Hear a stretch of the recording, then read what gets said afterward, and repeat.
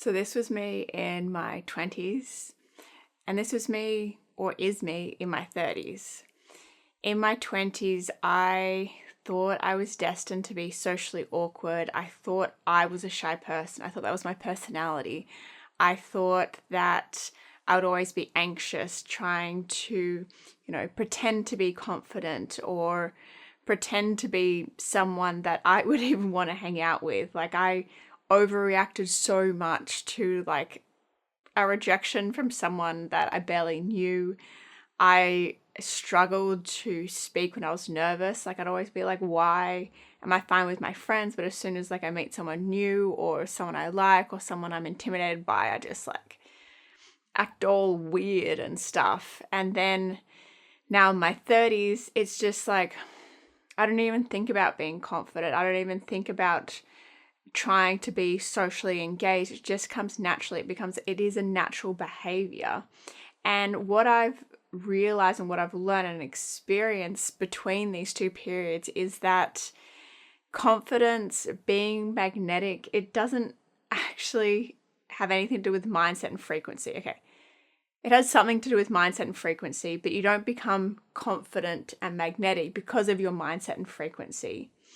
It's a natural state of your nervous system. And when you reach that state, your mindset and frequency are a byproduct of that nervous system, of that feeling of safety, of safe and social, of a calm, healthy nervous system that isn't overreacting to stresses. I recently created a video where I explained the behaviors we often think are personality traits, but are actually stress responses, and how when we're stressed, we portray these behaviors, even though we historically will assume that fight is fighting, flight is running away, freeze is shock. There's actually a lot more nuances to it. So watch that video for details on that. But the thing is, if you've seen that video, you're probably still wondering, okay, well, now I understand the behaviors I have when I am stressed, but it's like, why am I still getting stressed around things that are so small, the things that like I consciously know are not threats, that I keep telling myself like, I'm fine, I'm safe, yet for some reason in my body I feel anxious, I feel threatened, and then I start acting out these stress behaviors, whether it's procrastination, whether it's just snapping at someone, whether it's self-sabotage. Because the problem isn't that we have stress responses. It's that when we get stressed disproportionate to the actual stressor or the threat. For example, if something serious and bad happens, like being panicked or going into shock or, fighting your way through it is a natural response, right?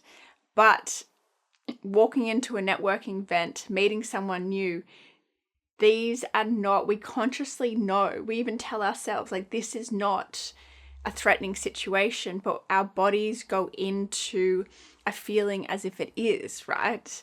That anxiety, just having a thought, like a thought is not dangerous, but the thought itself is triggering a threat response within us. And the reason our stress response or our nervous system or our threat detection system, limbic system, whatever you want to call it, activates even when we're not actually threatened is because of past stresses that haven't been resolved yet. Because what happens is every past event, everything in your past that has had some emotional connection to it is essentially stored in your memory. But the things that are less intense, I suppose, are archived in your memory, and then the things that are, or the events that were more emotionally intense, are left unresolved. And this unresolved file, if you will, essentially becomes a tripwire. It activates before you even have time to think about it. So to explain this in more detail, essentially something happens in the past. Let's think, like bullying or just like any maybe social context that happened at school. And I guess the other thing about this is this type, what I'm about to describe to you is often spoken about a lot in relation to like significant traumatic events. But the thing is, when we're young children, sometimes what may seem like a small thing to an adult is actually an emotionally intense event to a child. And so a trauma isn't what happens to us, it's our reaction to us. And so what can happen is during childhood, something, I don't know, your parent picks you up a little bit later than you thought they would, and suddenly you have this feeling that you've been abandoned or you've been betrayed, or maybe you made a friend at school and they say something behind your back, and suddenly it's this intense feelings of mistrust and missafety and not being able to connect with people in a way that feels safe. Whereas as an adult, you might look at that and be like, they're, whatever, they're not worth my time. And so what can happen is it's this whole unresolved stress and unresolved files. It doesn't just happen for people who have experienced significant events of trauma. And when I say significant events, I mean the ones where everyone's like, oh my God, yes, that's quite traumatic. But it can happen for any memory, experience, event where at the time it was emotionally intense for you. So something happens and there's an emotion, positive or negative, right? So this happens for both. And a new file is created and it gets an emotional tag. And then along with the emotional tag, it gets a few details about the event, maybe what it means to you, what triggered the event, positive or negative, whether it's a hug or a glare or a compliment, or you did well or you did bad, right? These just happen, again, positive and negative, anything that has an emotional association with it. So it gets the emotion, it gets the meaning, it gets a few details about it. And essentially what happens is if the event isn't too negatively emotionally intense, then you have time to essentially process the emotion, to apply a bit more meaning to it. Your body can actually integrate it and complete it and make sense of it, right? And so then that file, still with the emotional tag, still with the memory and the meaning, gets archived away. That is called a resolved gestalt. We'll come back to that soon. So a resolved gestalt. A gestalt is just essentially a package of meaning and emotion that's like, say you've got, folders on your desktop and you got a folder for photos and you got a folder for videos, and it's like there's a bunch of different photos in there. It's kind of like that folder for photos is the gestalt, and so it has a bunch of different emotions and memories associated with that. So we could have like a shame folder or a happiness folder within our psyche. If the event is too intense to handle, imagine being in quite an intense situation and trying to take notes about it, right? Like it's literally pretty similar to what's going on.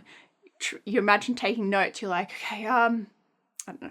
I used to be a firefighter, so I'll just use this as an example. If I was trying to take notes when there was literally a fire trying to burn down a house, I'd be like, and someone was like, okay, describe this event while you're in the event. It's like, okay, anxious, scary, adrenaline, hot, fire, noise, chaos, darkness, bright light, people yelling, right? It's like, it's very quick, kind of disjointed details about the event. And essentially what will happen is, say I didn't have time to process or complete that, is that file then, because it's incomplete, it hasn't been resolved, it hasn't been integrated, gets locked for later, but that later never comes. So it gets locked for editing, and your psyche or amygdala, hippocampus label it as, critical, present, unsafe. And that is an unresolved gestalt. And so you have the resolved gestalts, which your nervous system is aware that are in the past, even if they still have a negative emotional tags and positive emotional tags. And then you have the unresolved gestalts, which bypass your conscious thinking and are the they're, I guess, like the files that your nervous system refers to instantly. And so it's like, imagine having, your laptop screen.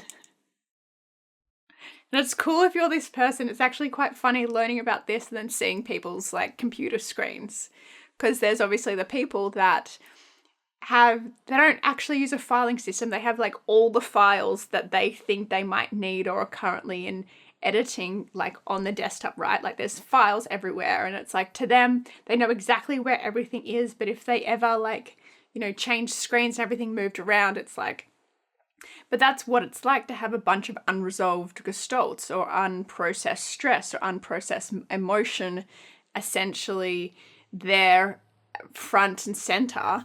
And it's kind of like something happens and you're like, oh, I've got this file that's labeled critical threat.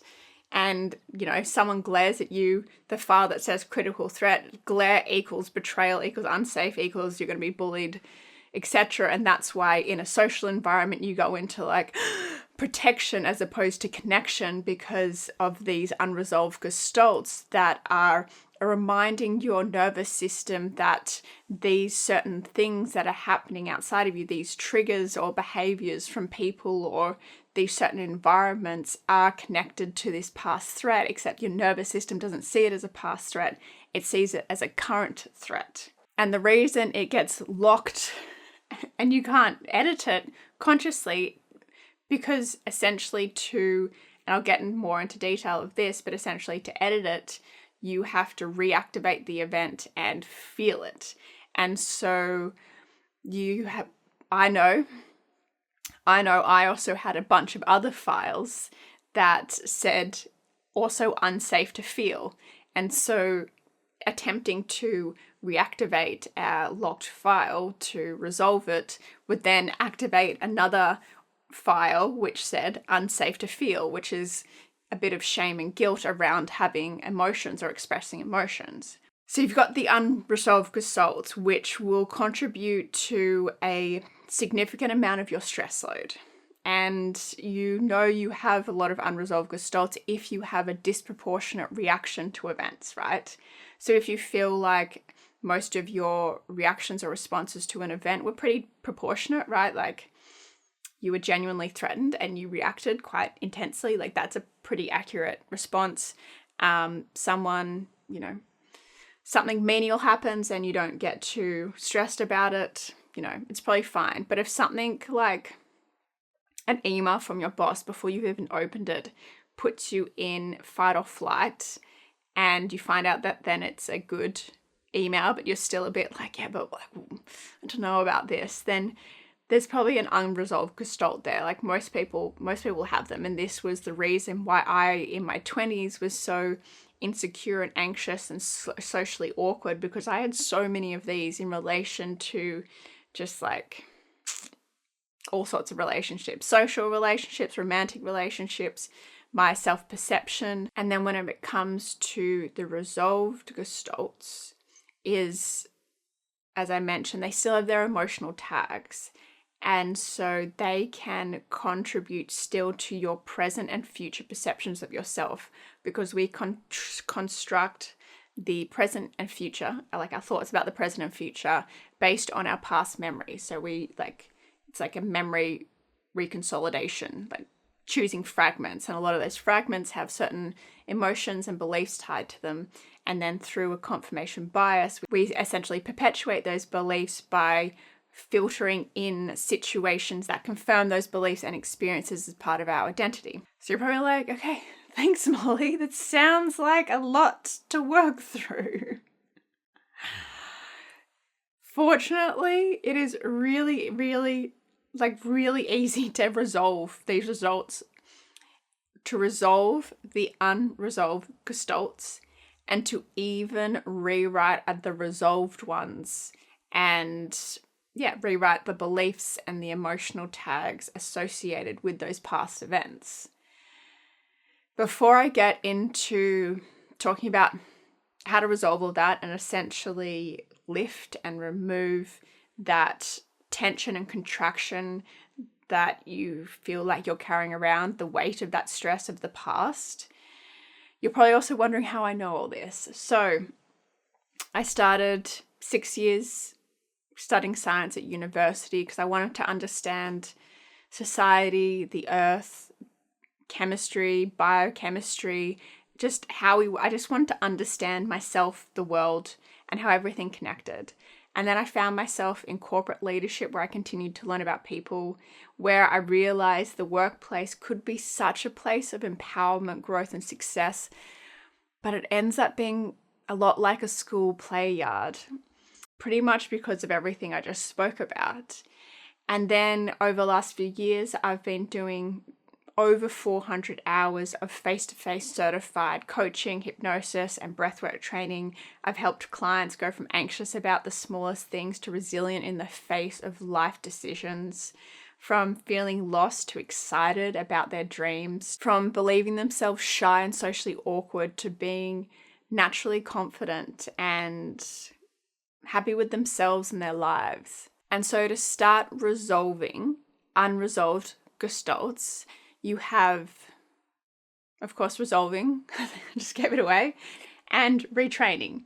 So the resolving is at a subconscious layer. So that's the neurological, biochemical, psychological side. And then the retraining is more your habits and choices. And so to resolve an unresolved gestalt or memory, which will also allow you to process that emotion, that memory, is to 1, activate it, which I kind of mentioned earlier, 2, to then update it in a safe context, and then 3, to integrate and complete.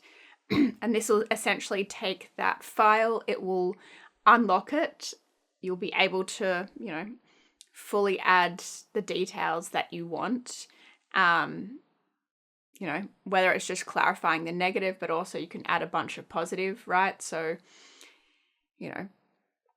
it is possible to experience something negative, but then as a result, respond to it in a way that makes you proud of yourself, which is something that starts to happen really easily after you've resolved a lot of these gestalts as well, is that you stop reacting to incidents from the same way you would as a child. No offense, is literally what I used to do. Is I used to literally react to everything like a tantrum. I'm like, what the hell?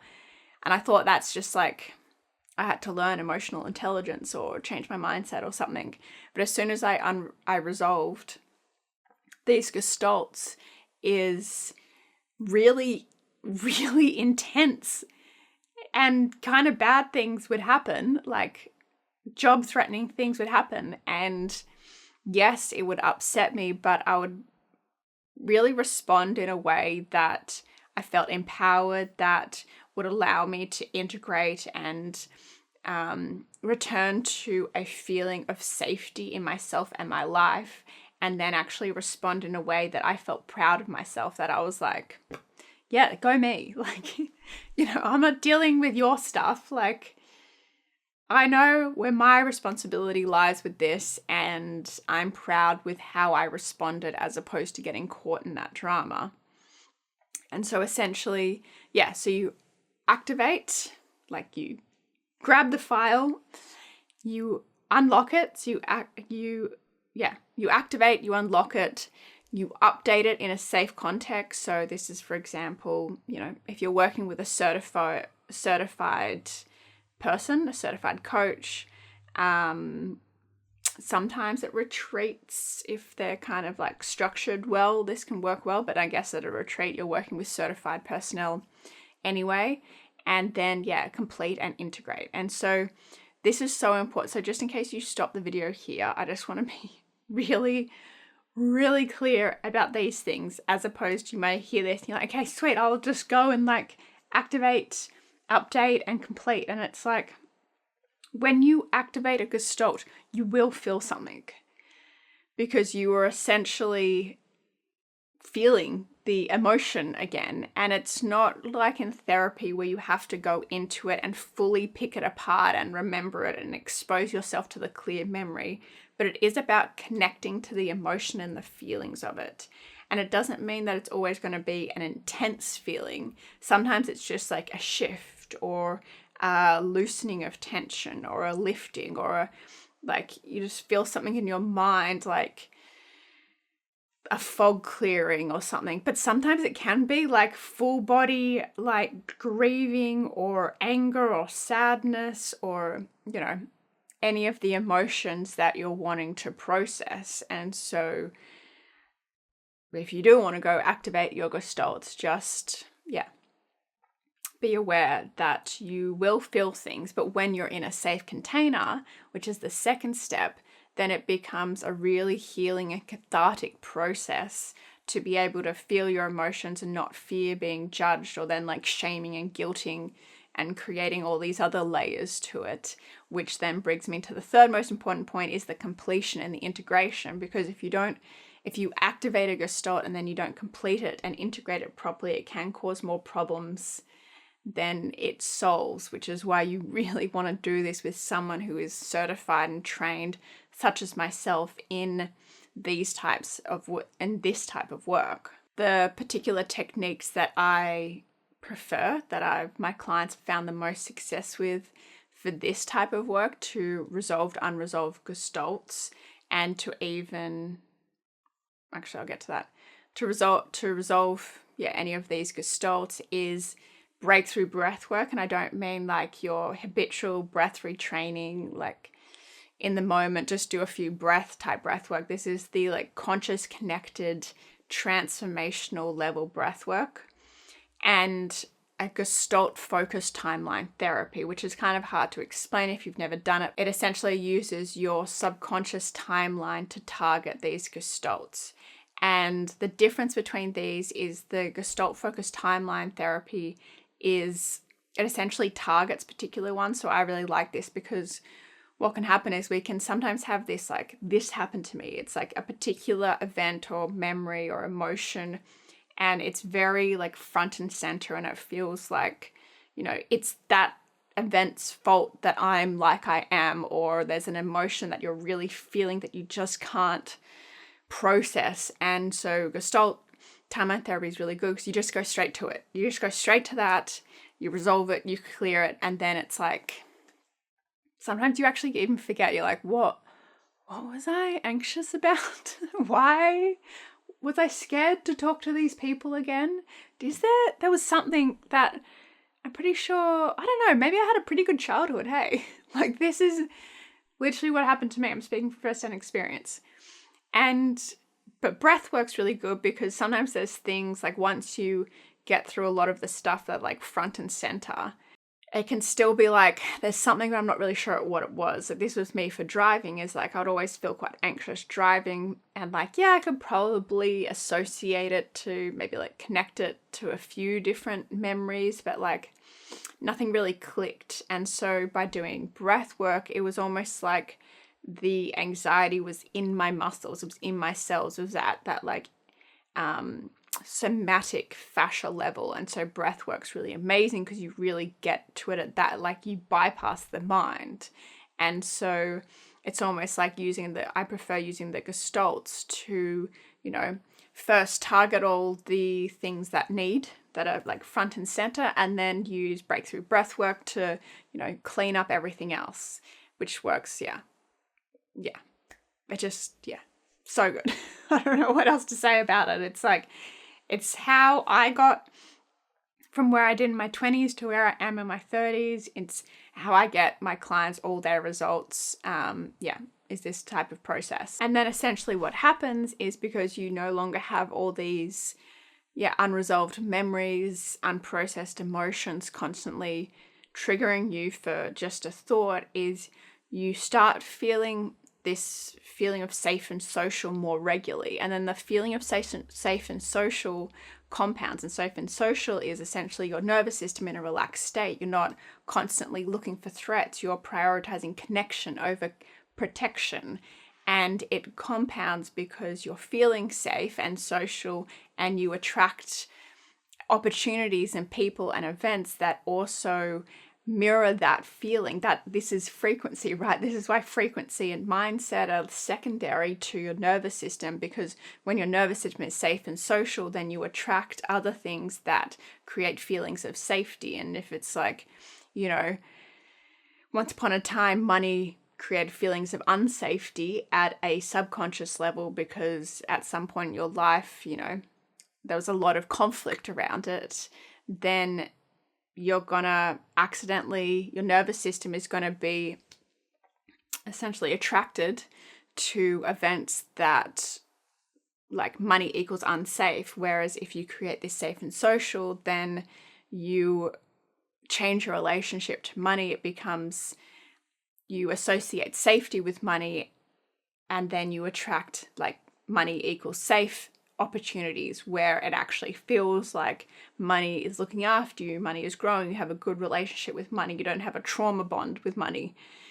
It's the same with people, it's the same with anything really. It's like you start just attracting healthy relationships, healthy habits, healthy things, not because of your frequency, but because of your nervous system, because your nervous systems match. And it's the same with mindset, is like your stories in your mind come from your state. I don't know how much I spoke about this in my video where I talk about, you know, stress behaviors, but essentially those behaviors, you have the actual behaviors, but you also have your emotions and thoughts that associate with different types of stress responses.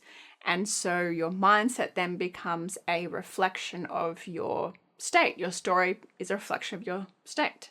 So you change your state and then you change your stories. And then to retrain your nervous system is, utilizing healthy coping habits, such as breath work, yoga, being around people you feel safe around so that you co-regulate, which is, you know, how you become magnetic, by having a safe nervous system, because people want to be around you because they feel comfortable and safe around you. And just to be clear, when I say having like a safe nervous system, I'm kind of just trying to keep it simple and short, but what I mean by that, it's not necessarily just being like zen and relaxed the whole time. It's having a flexible and accurate nervous system. So even if something does happen, you can, and you know how to then get yourself back into that feeling of safety.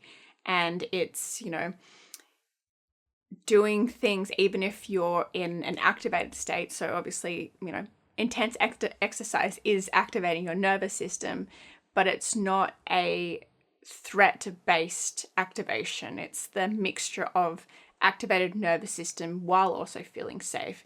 If you look into anything like the polyvagal theory or an autonomic nervous system, this essentially is like safe and mobilized together and safe and immobilized together.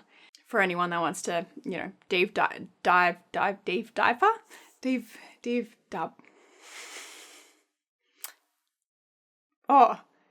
deeper. Oh my God. I was like, what am I actually trying to say here? Dive deeper into the science. Because the video is getting a bit long, but I also don't want to leave you hanging just in case you're waiting for me to tell you how to reprogram any of the resolved gestalts. So these are the ones that are already archived memories, but maybe the programming just isn't how you want it to be.